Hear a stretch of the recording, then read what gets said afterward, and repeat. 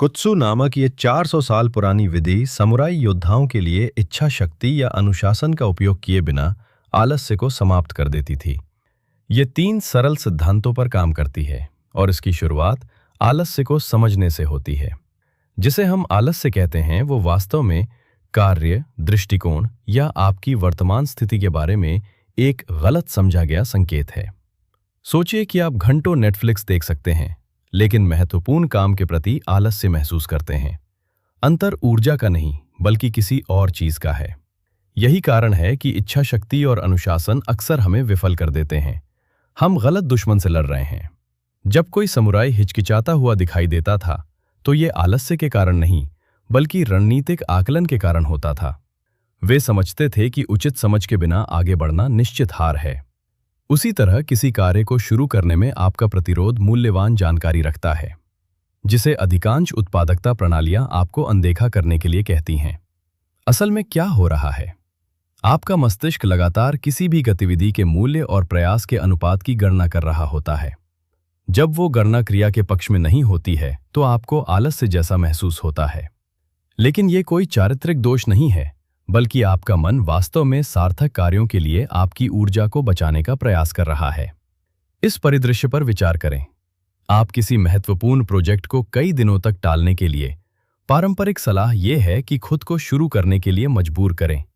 5 second का नियम अपनाएं या इसे छोटे छोटे कार्यों में बांट लें।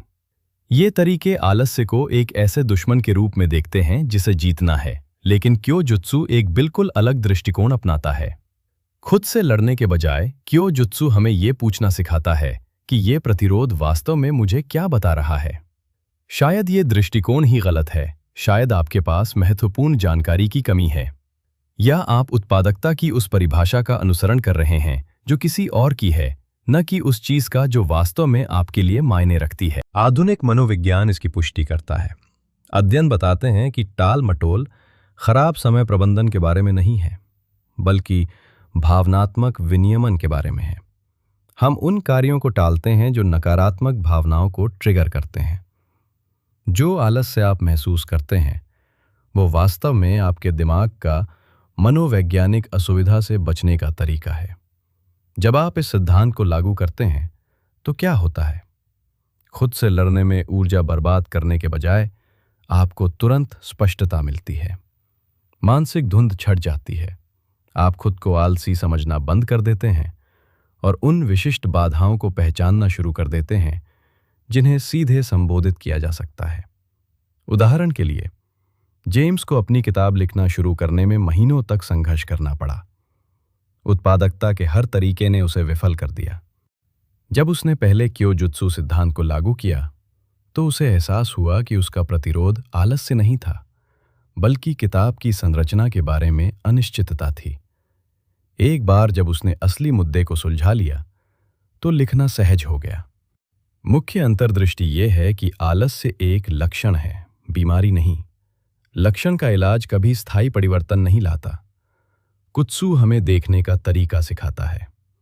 विरोध के असली कारण की गहराई में जाने पर जब आप ये पहचान लेते हैं कि आलस सिर्फ एक भ्रम है तो आप समझ सकते हैं कि विरोध असल में आपको क्या बताता है।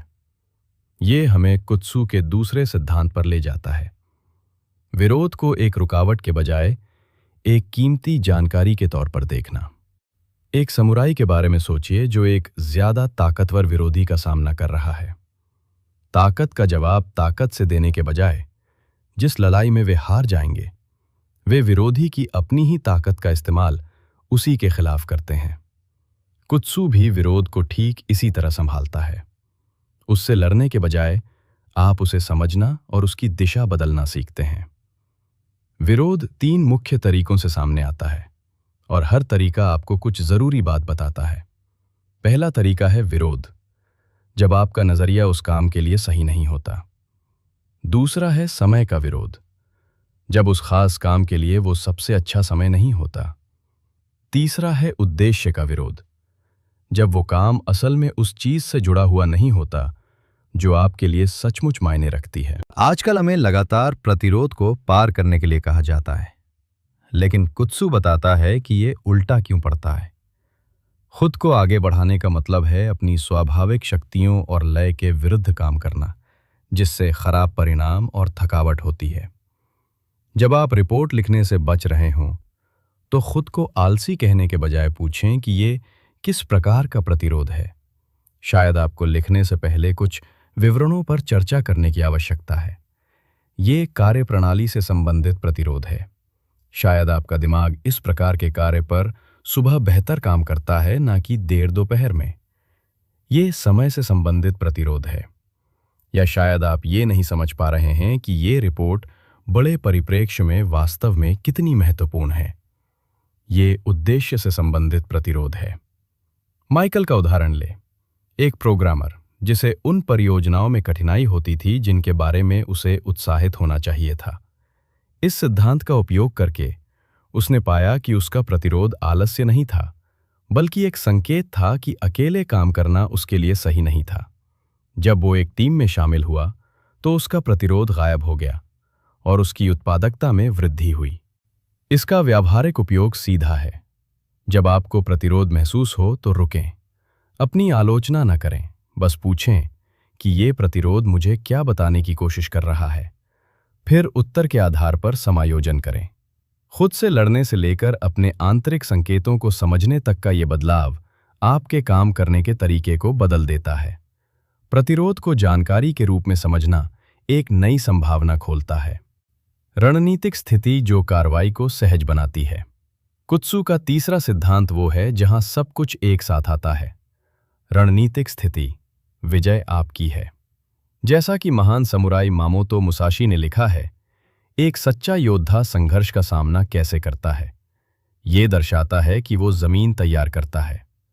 वो केवल ताकत पर निर्भर रहने के बजाय परिस्थितियों को इस तरह से नियंत्रित करता है कि सफलता निश्चित हो जाए। ये ज्ञान किसी भी कार्य के प्रति हमारे दृष्टिकोण को बदल देता है। अधिकांश उत्पादकता प्रणालियां कहती हैं कि बस कर दो या आगे बढ़ते रहो, लेकिन कुत्सू एक बेहतर दृष्टिकोण प्रदान करता है। खुद को इस तरह से तैयार करो कि कार्रवाई अनिवार्य हो जाए। ये धारा के विपरीत तैरने और उसके साथ तैरने के बीच का अंतर है। एक ही मंजिल, लेकिन अनुभव बिल्कुल अलग। यहाँ स्थिति निर्धारण इतना शक्तिशाली क्यों है, ये बताया गया है। सही तरीके से करने पर यह इच्छा शक्ति को लगभग अनावश्यक बना देता है।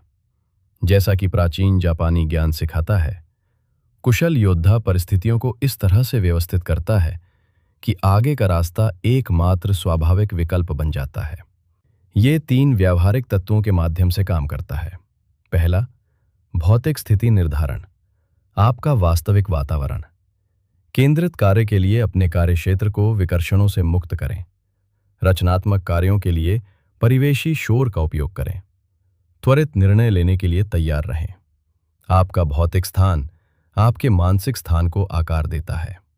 दूसरा, मानसिक स्थिति निर्धारण, आपकी मानसिकता और दृष्टिकोण। जटिल कार्यों को स्पष्ट अगले कार्यों में तोड़ें। स्पष्टता लाने के लिए समय की बाधाओं का उपयोग करें। चुनौतियों को फिर से परिभाषित करने के लिए बेहतर प्रश्न पूछें।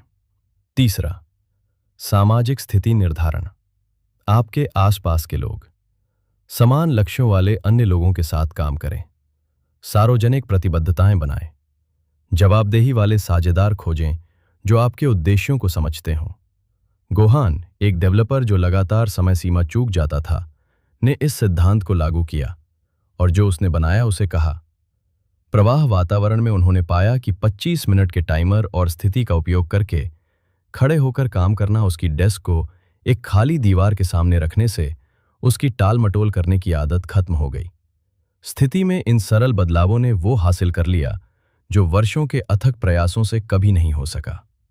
कुत्सू का एक शक्तिशाली सिद्धांत याद रखें, गुरु सावधानीपूर्वक स्थिति बनाकर बहुत कुछ हासिल करते हैं, जबकि नौसिखिए बेताब होकर जबरदस्ती करने से कुछ खास हासिल नहीं कर पाते।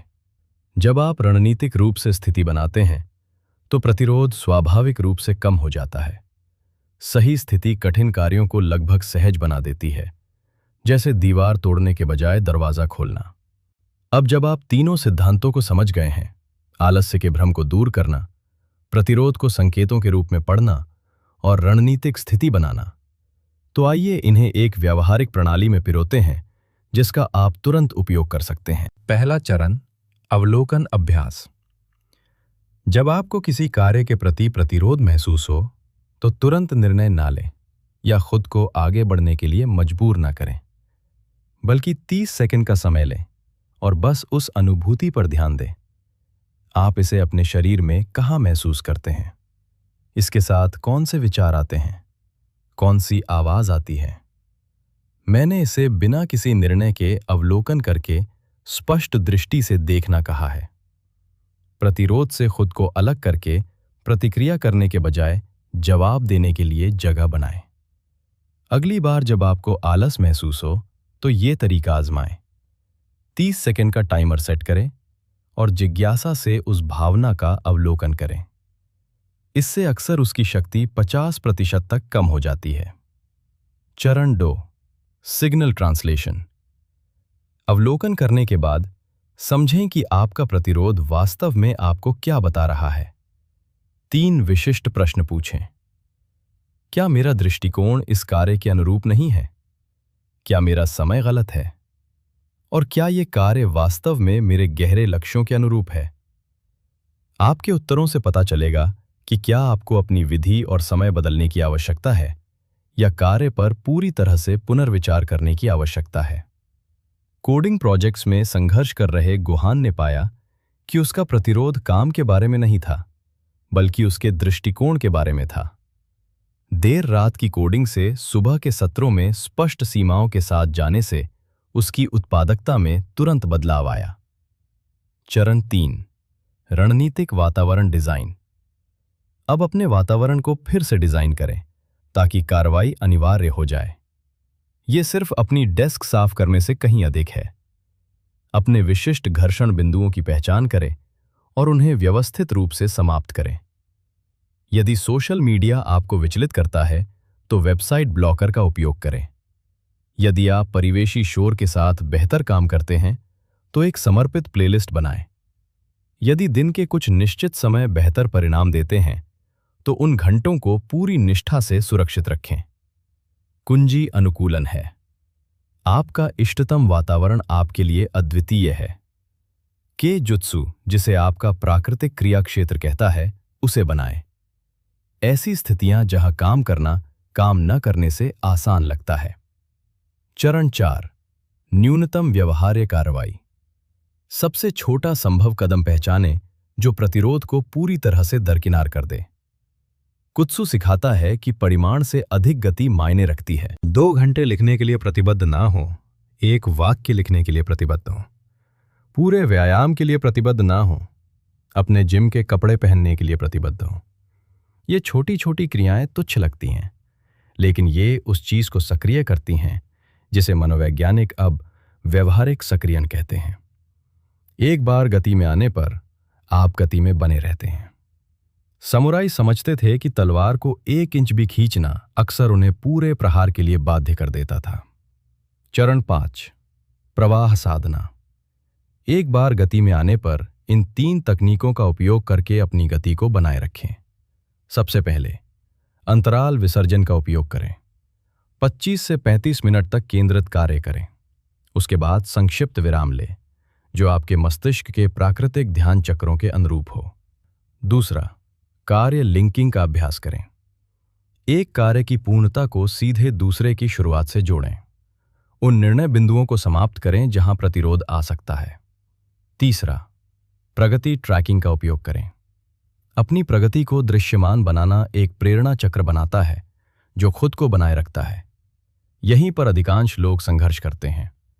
वे इन सिद्धांतों को लागू करने की कोशिश करते हैं जबकि अभी भी मानते हैं कि वे मूल रूप से आलसी हैं। याद रखें, आप एक ही समय में पुरानी मानसिकता को बनाए नहीं रख सकते और नई विधि के काम करने की उम्मीद नहीं कर सकते। जब आप खुद को आत्मनिर्णय में फिसलते हुए पाते हैं तो धीरे से पहले सिद्धांत पर लौटें, भ्रम को दूर करते हुए। अभ्यास के पहले सप्ताह में पूरी तरह से आलस्य से बचें। आप 3 अलग अलग चरणों का अनुभव करेंगे। पहला चरण है असहज जागरूकता। अपनी प्रतिरोध प्रवृत्तियों को पहचानना थोड़ा असहज हो सकता है। दूसरा चरण है रणनीतिक प्रयोग।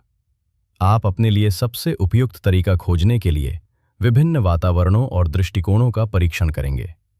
तीसरा चरण है प्रारंभिक प्रवाह। आप सहज उत्पादकता के ऐसे दौर का अनुभव करेंगे जो इस बात की पुष्टि करेंगे कि आप सही रास्ते पर हैं। धैर्य रखें। इस विधि में समुराई को महारत हासिल करने में वर्षों लग गए, लेकिन शुरुआती लोग भी कुछ ही दिनों में महत्वपूर्ण परिणाम देखते हैं। जैसे ही ये सिद्धांत स्वाभाविक हो जाते हैं, कुछ अद्भुत घटित होता है। आलस्य की पूरी अवधारणा आपके अनुभव से मिटने लगती है। जिन कार्यों के लिए कभी अपार इच्छा शक्ति की आवश्यकता होती थी, वे अब स्वाभाविक लगने लगते हैं। जो ऊर्जा आप पहले खुद से लड़ने में खर्च करते थे, वो रचनात्मक कार्यों के लिए उपलब्ध हो जाती है। यही कुत्सु का अंतिम वादा है, केवल अधिक करना ही नहीं, बल्कि करने के साथ आपके पूरे संबंध को बदलना।